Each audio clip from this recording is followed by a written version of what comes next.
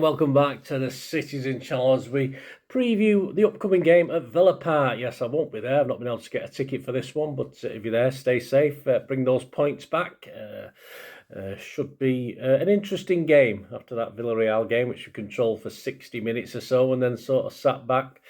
We weren't punished, fortunately, but again, if we play similar tactics at Villa, it might be quite a hairy second half if we've managed to get our noses in front, that's for sure. But we'll have a look at the game anyway, have a look at what's may pan out on match day 9, of course, a 2 p.m. kickoff on the 26th of October.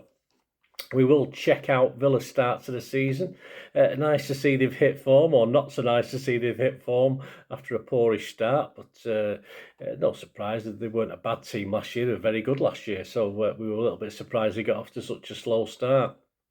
We'll have a look at possible Pep's 11 as he juggles his squad as ever. The bookies, we'll check out the league and match odds. The City's odds tumble. Yes, they're running scared, the bookies of City. Yeah, no surprise. Also, Andy Morrison's and my own match predictions. I'm recording this on the 22nd of October, so any information as far as injuries, etc., of course, mainly speaking Gonzalez, and we never know what's happening with Stones, do we? So it's making allowances for what it is at this point in time. Right, before we do that, please, guys, hit that button, hit that like button, hit that hype button on YouTube, wherever it is, wherever I've stuck it. Hit that hype button, spread the love, spread the points. That'd be wonderful. It helps the algorithms, help me gets the channel out there in different places as well. It gets me to the nowhere near the top of search engines, but even on a search engine is good. So if you can do that for me, guys, that would be wonderful. And of course, if you're not already subscribed, please do so. Spread the word, guys. Help me out. It's always nice to spread the word amongst your friends and mates, and hope you enjoy the content. A little bit more later on other ways of supporting the channel. Right, this game is being shown on Sky Sports, so if you're not going like part-timer me, you can watch it on Sky Sports. As far as City are concerned, they do have the Matchday live show as usual. That begins at 12 o'clock, a couple of hours before kick-off. Natalie Pike, the lovely Natalie Pike, will be joined in the studio by Chris Samba and Jolien Lescott. I love Jolien Lescott. During the game, you can also listen to live audio commentary, of course, from the wonderful Alistair Mann. And joining him this time is Kit Simons. And if you want to listen into Pep's media pre-match press conference before the Watershed, where it's split into 2 halves, of course, you can listen into that from about 1:30ish on Friday afternoon. Right, let's check out Unai Emery's villains, shall we? Please, guys, if you've not watched it's my little Matchday 9 special, going back in history. There's a great little history vlog about City versus Villa back in the 1900s, 1904, 1906 I concentrate on. So if you like to learn a little bit of history, hope you enjoy that. So please check that out if you can, guys, and just check it out on my channel. Right, villains. Villa, points so far, 12 from 8 games. Doesn't sound great, does it? But they've got 9 from the last 3. So, yes, a definite improvement. Last out in the Premier League, of course, he went to the Tottenham Hotspur Stadium and beat them there 2-1. And this was the third win in a row and their first of the season away from home. And they were, despite going behind, 2 spectacular goals, shall we say. Check those out on YouTube if you want. Their XG for this game was just 0.37, but they scored 2 goals. So, I mean, they had other chances as well. So it just shows how unexpected they were. But it sort of left Spurs crushed, possibly regretting at least not sharing the points, because they didn't do too bad, Spurs. But yeah, Lady Luck didn't really shine on them much. Poor Spurs. Anyway, conclusion for Villa. So far, so okay. I say it's a good sign. The last 3 games, better after that fairly awful start. Saw them, I think we were in the bottom 3 after a handful of games. But 9 from 9 points has edged them back up the table. In the Europa League as well, they're playing the 3rd game on Thursday night. Yeah, I'm recording this on Wednesday, so we don't know how they've gone on with that. But they're having to travel, which, all right, not far, but they're having to travel for that one. But that'll be their 3rd game. They've won the other 2, but they've been not overly convincing. But, of course, that was during a little bit of the poor run in the league as well. So I expect them to win that the 3rd European game.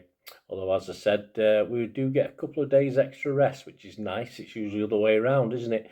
Our history, of course, at Villa Park used to be quite good in modern history, apart from the last 2 or 3 times. Of course, we can go back 6 seasons. We beat them 6-1. We'll take that again, wouldn't we? And then we beat them 2-1. Then we beat them 2-1 again. Then we drew 1-1. And of course, the last 2 seasons, they've beaten us, and quite deservedly so as well. I mean, no flash in the pan. When they beat us 1-0 a couple of seasons ago, they absolutely battered us, and they weren't far short of being totally dominant last season either. They beat us 2-1. So, coming up for them, the next 6 league games after City, they got Liverpool away. Anyone can beat them if United can. Bournemouth at home, Leeds away, Wolves at home, Brighton away, and Arsenal at home. So quite tough games, but I've predicted anywhere between 9 and 11 points from those 6 games. So position to finish for me, I think they'll finish between 6 and 8. We'll have a look at the odds of finishing top 6 in a minute, but I think anywhere between 6 and 8. I don't think they can probably do better than that. I'd say they are on a roll, so ask me at Christmas time, I might up that to the top 4 to 6 or something like that. But at the moment, let's say 6 to 8. And Villa Park, let's be honest, summing this up, has been a struggle for City in recent seasons. It's not going to be easy. Villa will fancy themselves to nick something if not beat us again. Why not? They've won the last 2. We've got, as I said, the keen thing is, or the good thing for City is, we've got a couple of days extra rest after both teams have played away in Europe. This may well be crucial to Pep's 11, of course, a couple of key players. Obviously, we're not going to see Rodri anytime soon, but of course, people like Stonesy and Gonzalez, who took a knock in that Villarreal game, might have time to recover, and Gonzalez has been doing pretty well, hasn't he? So that'll be interesting to see. So that extra couple of days might help us. So we're talking about City. Let's talk about City. Yeah, the squad against Villarreal, the starting 11, Donnarumma, Nunes, Stones, Diaz, Gvardiol, Nico, Gonzalez, Lewis, Bernardo, Savi, Doku and Haaland. Surprised that he played Doku and Savi, but seemed to work on the night, although, as ever, the law of diminishing wingers came into it by one being far better than the other. And a Rico Lewis start was interesting and sort of worked, didn't it? Certainly for most of the game, but I can't really judge a lot of the players on that second half performance. We seemed to Villarreal up the game, and we sort of took our foot off and tried to contain, and we just about got away, or we did get away with it, of course we did. Subs bench, Trafford, Reinders, Aki Marmoush, Kovacic, Cherky, Bettinelli, Atnori, O'Reilly, Foden and Bob. So an interesting subs bench. We do have a Carabao Cup game next week. So a couple of those guys like Marmoush, Atnori, the Reinders of this world, who's sort of been put to one side for this last Villarreal game. Of course, we've got a game to play next week, so Pep may stick to most of his 11 for this one, but I think it'll be about 4 changes for this Villa game, as opposed to Villarreal. Who in that 11 won't be starting? Well, it's hard to say, isn't it? I put Lewis, but of course that's a big question mark, because he was considered to have had one of the better games. So whether it's worthwhile playing him again at Villa Park, only Pep will know. And of course, Stones, I mean, there was a lot of love going on between Stones and Pep at the end of the game. A bit more like the role he used to play in our treble winning season, of course, against Villarreal. And as I said, some of the players did take the foot off the pedal, whether it was a team thing or individuals, I don't know, but we did struggle that last 30 minutes or so. So it'll be interesting to see if, in theory, no one deserves to lose the spot, but there's no way Pep's going to keep the same 11, I'm sure, for Villa Park. He's going to change things. I mean, if you look at the bench, who's in with a good shout? Of course, if no Gonzalez, perhaps Kovacic is the obvious choice. Cherky's knocking around as well. Cherky's got a sort of chomping at the bit to get back in playing. Savi and Doku again, I doubt it, do you? I don't think he's going to do that again at Villa Park. I think we need a bit more in midfield, a bit more legs, whether that's Bernardo or Cherky. So I think Doku might be time for Doku to own the bench on this one, and Savi get rewarded for having a good game. Knowing Pep, he might play neither of them. You never know. And I thought Guardiola struggled at left back, but that's not a problem because O'Reilly was rested, I think, for Villarreal. So I think O'Reilly will be back in. Useful against Villa, young legs as well. And of course, that means that Guardiola might not play. But if Stones is struggling, hopefully he's got 4 or 5 days to recover, he'll be fine. But that sticks Guardiola back as centre half, unless he's going to drop Diaz and have Stones and Guardiola as a centre half. So, yeah, interesting with Guardiola, but it wasn't his greatest game, was it? Well, let's face it, the guy on the bench who will start this, surely, is Phil Foden, who's been playing really well. Just a surprise omission, really, against Villarreal. Obviously, a rest, as long as nothing's wrong with him. He's on the bench, so he should be fine. But he's obviously going to step in against Villa, surely. So I'll go with the Pepsi 11. As I said, this could be totally wrong. And I'm going to base it on the fact that Gonzalez will be fit, and that it's only a minor little knock. It'll be fine in a couple of days. So I'm going to go Donnarumma, Nunes, Diaz, Gvardiol alongside Diaz. As I said, that could be Gvardiol and Stones, etc. O'Reilly to come back as left back. Gonzalez to play that DM role again. I've stuck Lewis in. I didn't initially, but I've stuck him back in again. I've done the team graphic and I thought, yeah, stick Lewis in. Foden, Xavi and Haaland. I think they're probably etched in stone, those three. What do you think? Let me know your thoughts, guys. Anyway, it's always nice to have opinions, isn't it? I'm far from always right, but let me know what you think. Of course, if no Gonzalez, as I said, you're talking Kovacic is the obvious choice to come in there. But Jerky's, as I said, wants to get a start somewhere, and whether it'll be this or the Carabao Cup, we'll see, won't we? Right, predictions, there you go. Let me know your starting 11, guys. Any changes to what I've thought? I think if I get 7 or 8 of that, I'll be quite happy, actually, because Pep does have options, of course he does, and we don't know about a couple of guys' fitness for this one. Predictions, don't forget Mazzup did this 4 weeks ago, as you can probably tell, Andy Morrison, from what he said. He says, Villa have dropped off alarmingly compared with last season, and with only 1 goal in their opening 5 Premier League games, that's why they were in the bottom 3, it's not hard to see where the problem lies. Unai Emery is bound to get them going. Yes, he's got them going, Andy. You were quite right, mate. He's got them going just in time to play us, and I expect them to be at least in mid-table by the time this game comes around. He's an oracle. Andy. He knows his stuff, doesn't he? I think they're 11 for this, yeah, so that's mid-table. Andy, you're spot on, mate. Despite this, though, Andy says, I think their lack of punch up front will allow us to leave Birmingham with another October victory. Andy's confident. I'll have a pint or whatever he's on. He's going 3-1 for City. You can get 12-1 on that one. But generally, you might be able to get higher in a place with all these prices. I've took sort of the sort of next highest price you can get. I'll go 2-1. A nervy 2-1. I don't think this is going to be easy by any means. Typical City will go 2-0 ahead and then sort of come under pressure and they will get one back. But this is going to be hard, and I'll go 2-1, 15-2. I'd like to keep a clean sheet. I'd like to go 2-0, but I'll go 2-1, 15-2. You can get on that one. These are some more odds. Please gamble responsibly when the fun stops. And if you do need help, guys, as I said, it's a horrible addiction. If you find yourself struggling, please seek help out. There is help out there. It's not going to get it from the bookies, particularly, no matter what crap they come out with, but there are places and people to speak to, so do seek it if you are struggling. I'm lucky enough not to enjoy a gamble every now and then, but I don't find it's not an addictive thing. It's just a means to an end for me, a bit of fun, or a way to make money back in the old days, and that's what I did. Once I couldn't make money, I stopped. Simple as that. Anyway, other popular scorelines. 1-1 is 13-2-ish. 1-0 for City is 8-1. A 2-0 City win is 9-1. And the first price you get on a Villa win is 2-1 at 12-1. And on to the Premier League. As I said, the bookies are running scared. Yeah, Arsenal are still the favourites, but Liverpool plummeting down the odds. Arsenal went out to 4-5 on, actually, from 10-11 on. So despite still beating Fulham, they've actually gone down in the bookies' estimations. That's purely because City have come back in to the bookies' estimations. Yeah, we were 4-1.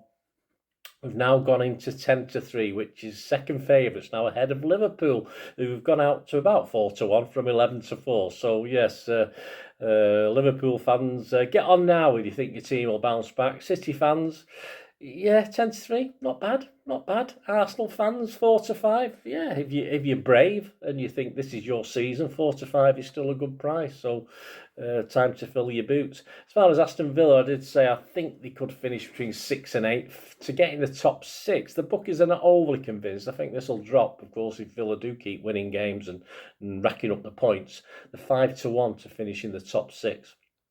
The match odds themselves, yeah, not again. City almost evens odds against with 17-20, which is fill your boots if you're a City fan and you're confident of City winning. 17-20 is a great price on City. But if you're a Villa fan or you want to use your head a little bit more, you get 11-4 the draw or 3-1 for Villa to win. So a bit of dutching, you make some money. And yeah, I wouldn't put any Villa fans off doing that. And of course, as I say, as a City fan, I'm not going to bet against my own club. I've done it before. It doesn't help. It doesn't help when we get beaten. I'm right. So yeah, but for Villa fans, you can dutch that and make a few quid if you're confident. And why not? You've got 2 out of 3 chance, haven't you? You've got a chance of a draw. You've got a chance of a victory, and still making money. So that's sort of not money in the bank, but it's the way if you're gambling sensibly, that's sort of the way to go. And you support your team and you want to have a bit of fun. Why not? You can win either way. Or you'll lose when City win, but hey, never mind. Yeah, so there you go, please. As I said, gamble responsibly, guys. There you go, guys. Of course, I'm out Sunday night. I'm not going to Villa Park, but I'll probably won't have time to get the player ratings out on Sunday night, so it'll be out on Monday. I think I'll play safe and say Monday. I'm just treating myself to a little night out. So I won't have much time after the Villa game to get up and at them. So that should be out Monday. It may change, but go for Monday. And of course, following on Tuesday will be the preview for Swansea. Yes, although the game is on Wednesday, I'll be going to Swansea. So guys, check out that preview. And of course, the story of the game will be out on the day that we play Swansea as well, on the 28th of October. So check that out as well. And lots of other stuff, history stuff, everything on the channel. Hundreds and thousands of City videos, past and present, to look at on there, guys. Hope you enjoyed this preview. Let us know your thoughts. Let us know your score predictions. Press those buttons, and of course you can contact me through YouTube or any of my socials. And of course, if you do want to help the channel in other ways, sponsor the channel and get mentions, etc., all you ever have to do is keep watching and listening for another few moments. Thanks for that, guys. Hope you enjoyed the feature anyway. And please, if you can, give us a thumbs up, give us a like. That'd be wonderful. And if you're not already a subscriber, it'd be great if you could subscribe. It's absolutely free. Also, check out all my social media links. They'll be in the description and comments below if you want to follow me on TikTok, Instagram, X, Facebook. We can chat on there and do all things City, of course. Also, if you're into film and TV, don't forget, a lot of this channel is film and TV stuff. I love me film and TV like I do City. So if you're into that, have a look. Or if you know someone who might not be that bothered about the football but likes film and TV, give them a kick in my direction. I'll be very grateful. And special thanks as ever to supporters of the channel. Piat6505, they've got a little eBay shop selling film and TV memorabilia mainly, including books, magazines, posters, lots of posters, and they do have some City stuff as well that they've purloined off me over time, so there'll be a few bits and pieces, probably more going on as well. So have a look at Piat6505 on eBay. And yes, if you do go onto eBay, and if you remember, we do have memberships, 99p a month. You get early access to all my vlogs, so as soon as I do them, you get them. Sometimes it could be months before they're published generally, so a lot of the history stuff, so you have access. The membership gives you access to that. It gives you 10% extra off at Piat6505 if you want to buy any of that memorabilia. That's all that you can actually gain that from being a member and support the channel. That's a great way of supporting the channel, of course, like watching the ads on the original thing that you've seen now, my original feature. That'd be fantastic. So yeah, also before we go, podcasts. If you like your podcasts, I do a podcast with Mike Long in South Korea. It's called Bolt from the Blue, in our 8th season. Yeah, we've had some good fun on there. We're trying to have a bit of humour, generally look at City's games as and when we play them, have a look back. So please check out that. It's on Soundcloud, Spotify, all good places you get your podcasts from. There you go, guys. Thanks for watching. Hope you enjoyed everything about this feature, and you didn't mind me asking you about this at the end. And please, all I ever ask for you is to stay safe, everyone, especially you, Blues.